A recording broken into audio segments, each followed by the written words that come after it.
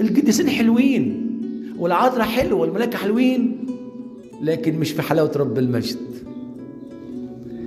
مش في حلاوة المسيح له المجد، لأنه هو اللي اداهم الحلاوة دياتي، هو اللي اداهم البهجة دي، هو اللي اداهم النعمة دي.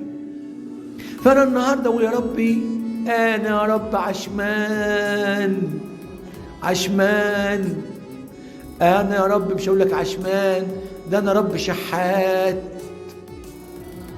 ده أنا يا رب واقف عابر سبيل على باب رحمتك. بقول لك تسمح ليا بزيارة زي كده، تسمح ليا بزيارة زي كده.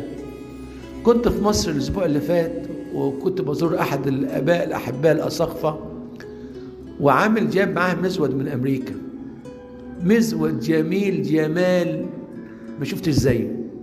لكن الذي شدني في هذا المزود منظر عجيب جدا.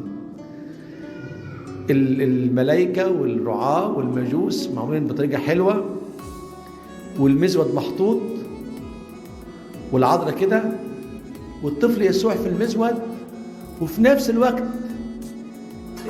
تمثال العذراء معمول بحيث انت تاخد الطفل يسوع من على المزود وتحطه على يد العذراء.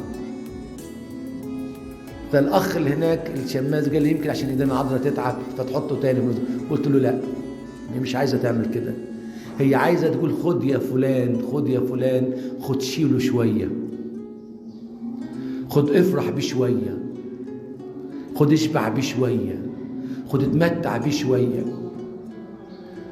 واحد زي حالاتي خاطي كده يقول للعذراء لا انا هاخده مش هرجعه لك تاني يا عذراء بعد اذنك.